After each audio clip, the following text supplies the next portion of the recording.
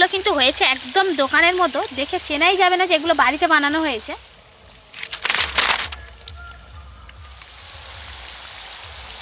চপটা তেলে ভেসে ওঠার পর তারপর আর একটা চপ ছাড়বেন, হয়েছে ভিতর থেকে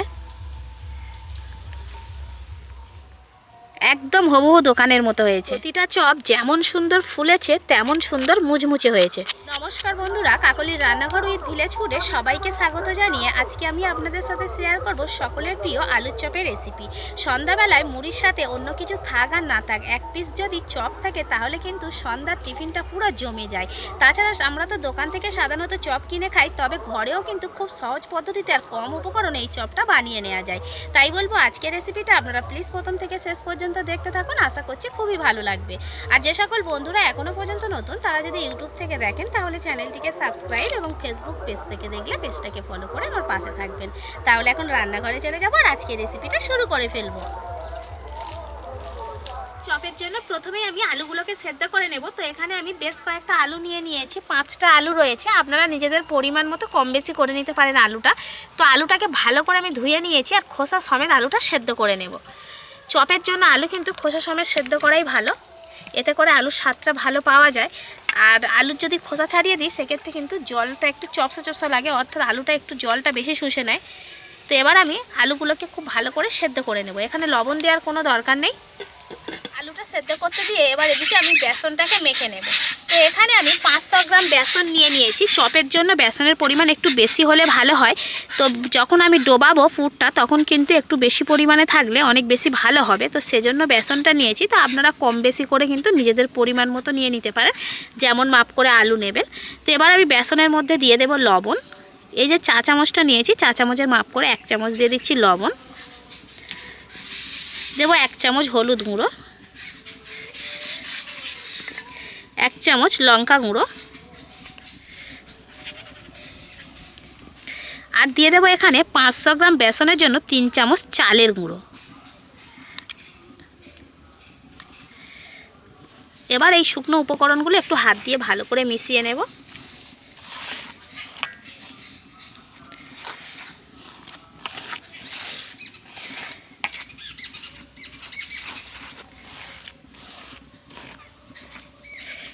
এবার নর্মাল জল নিয়েছি, এই অল্প অল্প জল দিয়ে বেসনটাকে গুলে নেব।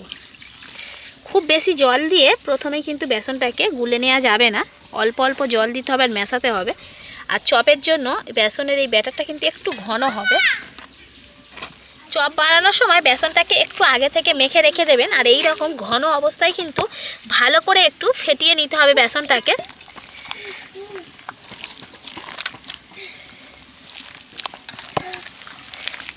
পারফেক্ট চপ আপনি তখনই বানাতে পারবেন একদম দোকানের মতো, যখন বেসনের এই ব্যাটারটা ঠিকঠাকভাবে মেশাতে পারবেন। এই রকম ঘন অবস্থায় কিন্তু ফেটিয়ে নিতে হবে। ঠিক এইভাবে হাত দিয়ে 5 থেকে 6 মিনিট বেসনটাকে খুব সুন্দর করে ফেটিয়ে নিতে হবে। তবেই কিন্তু চপের গায়ে লেয়ারটাও দারুণ আসবে আর অনেকক্ষণ পর্যন্ত মুচমুচে থাকবে। বেসনটাকে আমি সুন্দর করে ফেটিয়ে নিয়েছি ঠিক এই রকমভাবে। এই দেখুন ওপর থেকে কত সুন্দরভাবে পড়ছে। আর যদি আঙুলটা ডোবাই তাহলে কিন্তু আঙুলের মধ্যেও একটা মোটা লেয়ার আসছে।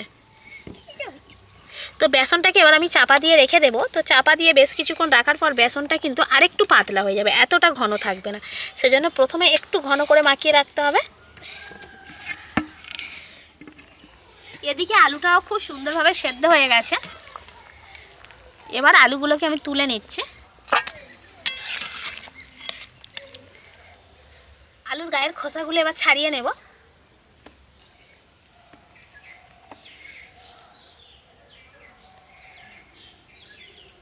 দোকানের যে চপগুলো বানায় দেখবেন আলু কিন্তু সব এরকম খোসা সমেত সেদ্ধ করে নেয়, তারপরে কিন্তু খোসাটা ছাড়িয়ে নেয়। এক্ষেত্রে আলুর স্বাদটা খুব সুন্দর আসে।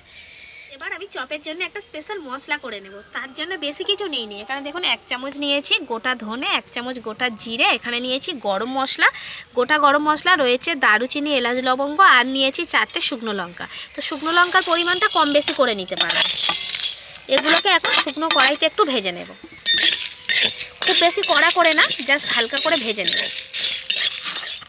মশলাটাকে আমি শিলে গুঁড়ো করে নিচ্ছি। আপনারা চাইলে মিক্সিতেও গুঁড়ো করতে পারেন কিংবা হামানদিস্তায়ও কিন্তু কুটে নিতে পারেন।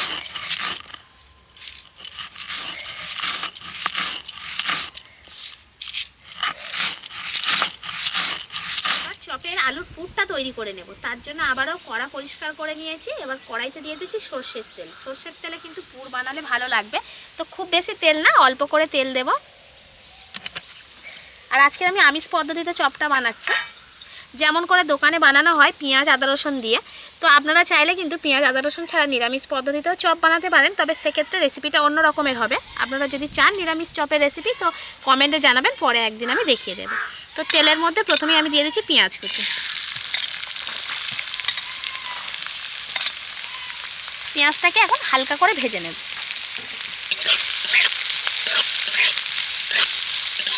বিভিন্ন জায়গার চপ কিন্তু বিভিন্ন রকমভাবে ভাজা হয়, সেজন্য আলাদা আলাদা জায়গার চপ আলাদা রকমভাবে বিখ্যাত। তো আজকের আমি একদম সহজ পদ্ধতিতে ঘরে থাকা উপকরণ দিয়ে কিভাবে যখনই ইচ্ছা হবে চপ বানিয়ে নিতে পারবেন সেই রকমই একটা রেসিপি আপনাদের সাথে শেয়ার করছি। পেঁয়াজটাকে হালকা করে ভেজে নিয়েছি, এবার আদা রসুন থেঁতো করা দিয়ে দেবো। 1 চামচ আদা আর 1 চামচ রসুন আমি থেঁতো করে নিয়েছি শিলে, এটা দিয়ে দিলাম। আর দিয়ে দেবো কাঁচা লঙ্কা কুচি, আবারও একটু ভালো করে ভেজে নেব। এবার মশলাগুলো দিয়ে দেব। প্রথমেই দিয়ে দেব আমি স্বাদ মতো লবণ, 1/2 চামচ দিয়ে দিচ্ছি এমনি রান্নার লবণ, 1/2 চামচ দেব বিট লবণ। বিট লবণ না দিয়ে একরকম লবণ দিলে হবে, তবে বিট লবণ আর এমনি লবণ দুটো মিশিয়ে দিলে ভালো লাগবে। 1/2 চামচ দিয়ে দিচ্ছি হলুদ গুঁড়ো। আর যেহেতু কাঁচা লঙ্কা দিয়েছি, আবার শুকনো লঙ্কাও গুঁড়ো করা রয়েছে, সেজন্য কিন্তু আর গুঁড়ো লঙ্কা আমি দেবো না, আপনারা চাইলে দিতে পারেন। আর 1/2 চামচের মতো দিয়ে দিচ্ছি কাশ্মীরি লাল লঙ্কার গুঁড়ো। এটা দিলে কিন্তু চপের রঙটা খুব সুন্দর আসবে, তো চাইলে আপনারা নাও দিতে পারেন। সুন্দর করে মশলাটা কষিয়ে নেব। এবার আমি মশলার মধ্যে সেদ্ধ করে রাখা আলুটা দিয়ে দেবো। আলুটা খোসা ছাড়িয়ে তারপর আমি হাত দিয়ে একটু মেখে নিয়েছি, অর্থাৎ ভেঙে ভেঙে নিয়েছি। দোকানের চপে পুরের মধ্যে দেবেন আলু কিন্তু একটু গোটা গোটা থাকে, একেবারে কিন্তু স্ম্যাশ করে দেয় না। সেজন্য আমি এখানে একদম হাত দিয়ে খুব বেশি করে আর কি, মানে গ্রেটারের সাহায্যে গ্রেট করে নিইনি, হাত দিয়ে একটু জাস্ট ভেঙে ভেঙে নিয়েছি। তো আপনারাও এরকম করে নেবেন। খুব সুন্দর করে মশলার সাথে আলুটাকে মিশিয়ে নেব। এবার আমি মশলার মধ্যে সেদ্ধ করে রাখা আলুটা দিয়ে দেবো। আলুটা খোসা ছাড়িয়ে তারপর আমি হাত দিয়ে একটু মেখে নিয়েছি, অর্থাৎ ভেঙে ভেঙে নিয়েছি। দোকানের চপে পুরের মধ্যে দেবেন আলু কিন্তু একটু গোটা গোটা থাকে, একেবারে কিন্তু স্ম্যাশ করে দেয় না। সেজন্য আমি এখানে একদম হাত দিয়ে খুব বেশি করে আর কি, মানে গ্রেটারের সাহায্যে গ্রেট করে নিইনি, হাত দিয়ে একটু জাস্ট ভেঙে ভেঙে নিয়েছি। তো আপনারাও এরকম করে নেবেন। খুব সুন্দর করে মশলার সাথে আলুটাকে মিশিয়ে নেব। ঠিক এই পর্যায়ে আমি যে ভাজা মশলাটা গুঁড়ো করে রেখেছিলাম সেটা দিয়ে দেব। এই মশলার জন্যই কিন্তু চপের স্বাদটা সুন্দর হবে। আর এর সাথে আমি ধনেপাতা কুচিও কিছু দিয়ে দেব। তো এবার খুব সুন্দর করে আলুর সাথে মশলা ধনেপাতা ভালো করে মিশিয়ে নেব।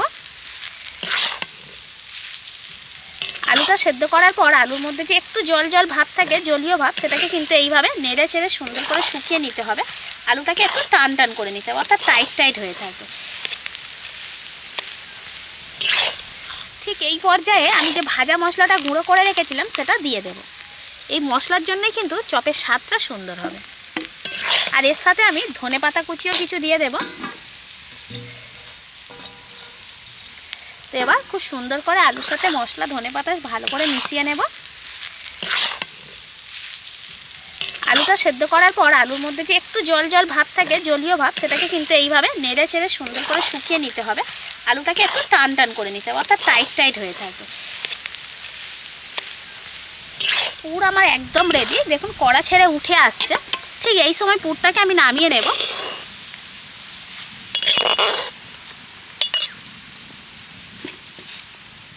এবার আমি চপের শেপে পুরগুলো রেডি করে নেব। তো এখান থেকে কিছুটা পুর নিয়ে নেব। পুরটা কিন্তু বেশ ভালো টাইট হয়েছে, আর এদিকে কিন্তু পুরের মধ্যে রঙটাও খুব সুন্দর এসছে। তো এইভাবে কিছুটা নিয়ে লেচির মতো করে হাতে এইভাবে গোল করে নিতে হবে। দোকানে যারা চপ বানায় অনেক রকমের সরঞ্জাম থাকে, তো আমাদের কাছে তেমন কিছুই নেই। আমরা এইভাবে হাতের মধ্যে দিয়ে সুন্দর করে একটা শেপ দিয়ে নেব। আর এই যে পুরটা নেবেন একটু পাতলা নেবেন, যেহেতু মানে মোটা করে যদি আমরা আলুর পুর দিই সেক্ষেত্রে কিন্তু চপটা বেশি ফুলবে না। আর এইভাবে যদি আমরা একটু পাতলা শেপে পুরটা করে নিই, সেক্ষেত্রে চপটা ফুলবে আর মুচমুচে করে ভাজা যাবে। এই দেখুন কীরকমভাবে নিয়েছি। তো ঠিক এই রকম কত সহজে তাড়াতাড়ি হয়ে যাচ্ছে। তো এদিকে আমি একটা প্লেটের মধ্যে একটু বেসন ছড়িয়ে নিয়েছি, তার উপর এটাকে দিয়ে দেব।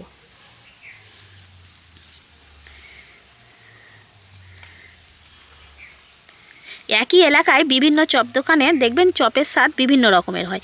সব রকম চপ দোকানে মানে সবগুলো চপ দোকানের স্বাদ আবার একই রকম পাওয়া যায় না, যে যেমনভাবে বানায়। তো এইভাবে আমি ঝটপট চপের শেপে এই পুরগুলোকে রেডি করে নেব। খুব বড় করছি না, আবার খুব ছোট না।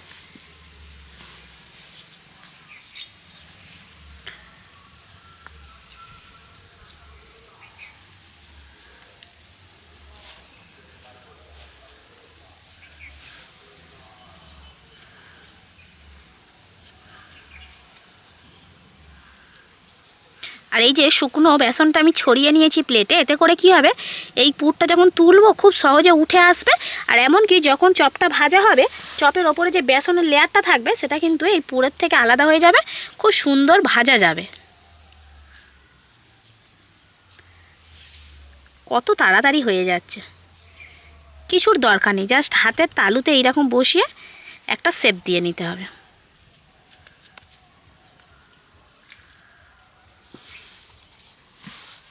এবার আমি বেসনটা আরেকবার ফেটে নেব। তার জন্য এখানে আমি নিয়েছি একটুখানি খাওয়ার সোডা, ঠিক এইটুকুনি দিয়ে দেব, 2 চিমটির মতো, বেশি কিন্তু একদমই না, একটুখানি সামান্য দিয়ে দিলাম। দিয়ে আবার আমি বেসনটাকে হাত দিয়ে খুব সুন্দর করে আরেকটু ফেটিয়ে নেব। আগে যে পরিমাণে ঘন ছিল দেখুন, তার থেকে কিন্তু একটু পাতলা হয়ে গেছে। তো আরও ফাটতে ফাটতে আরেকটু পাতলা হয়ে যাবে, তাই বেশি করে জল দিয়ে প্রথমে পাতলা করে বেসনটা গোলার কোনো দরকার নেই। আর এই যে আমি খাওয়ার সোডাটা দিলাম, এর ফলে মানে চপটা যেমন মুচমুচে হবে, তেমন অনেকক্ষণ পর্যন্ত রাখলেও, বেশ কয়েক ঘন্টা রাখার পরেও কিন্তু চপটা একই রকমভাবে মুচমুচে থাকবে।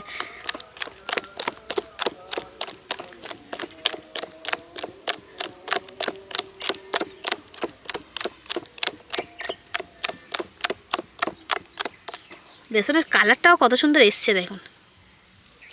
চপ ভাজার জন্য সাদা তেল আমি ভালো করে গরম করে নিয়েছি। এবার এখান থেকে এই যে পুরটা নিয়ে নেব, নিয়ে বেসনের মধ্যে ডুবিয়ে দেব। ঠিক এইভাবে একবার উল্টে দিয়ে, আর এই যে হাতের তলাটা নিচ থেকে ঢোকাবো, একটু কিন্তু হাতে বেসন রেখে তারপর তুলব। এবার তেলের মধ্যে আমি চপটাকে ঠিক এইভাবে ছেড়ে দেব। একটা চপ ভেসে না ওঠা পর্যন্ত কিন্তু আর একটা চপ ছাড়বো না, ওইটা ভেসে উঠলে তারপরে আর একটা চপ আমি ছাড়বো। তো ভালো করে বেসনের মধ্যে থেকে ডুবিয়ে নিচ্ছে। একটা চপ যখনই এরকম সাইডে ভেসে উঠবে, ঠিক আর একটা ছেড়ে দিতে হবে, না তো কিন্তু একটার সাথে আর একটা লেগে যাবে।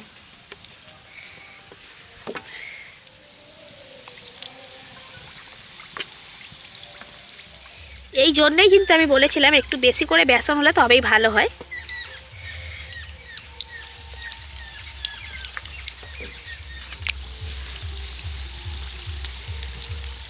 যতক্ষণ না পর্যন্ত চপের একটা সাইড এইরকম লালচে রং চলে আসছে, ততক্ষণ কিন্তু উল্টানো যাবে না। একটা দিকে এরকম লালচে রং এলে তারপর চপগুলোকে উল্টে দেবে। তো চপগুলোকে উল্টে পাল্টে আমি খুব সুন্দর করে মুচমুচে করে ভেজে নিয়েছি। এই দেখুন চপগুলো কত সুন্দরভাবে ফুলেছে, শুধু দেখুন। তো এবার তেল ঝরিয়ে তুলে নিচ্ছে। প্রত্যেকটা চপ একই রকম হয়েছে, যেমন সুন্দর কালার এসছে, একদম দোকানের মতো হয়েছে।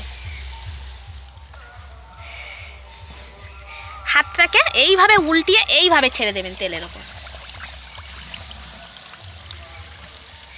এই ছোট ছোট পদ্ধতিগুলো দেখে নিন, তাহলে যারা কোনোদিনও চপ ভাজানি তারাও কিন্তু প্রথমবারেই চপ ভেজে নিতে পারবেন এইভাবে তুলে। আর যারা নতুন তারা অবশ্যই করে চপটা তেলে ভেসে ওঠার পর তারপর আর একটা চপ ছাড়বেন।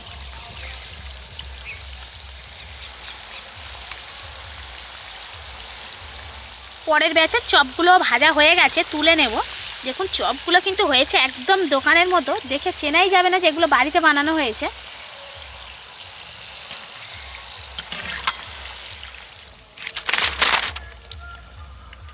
সবগুলো চপ আমার ভাজা হয়ে গেছে, বেশ অনেকগুলো চপ হয়েছে। দেখুন দেখতে কেমন হয়েছে দেখুন, দেখে চেনা যাচ্ছে যে এই চপগুলো বাড়িতে বানানো হয়েছে না দোকান থেকে কিনে আনা হয়েছে।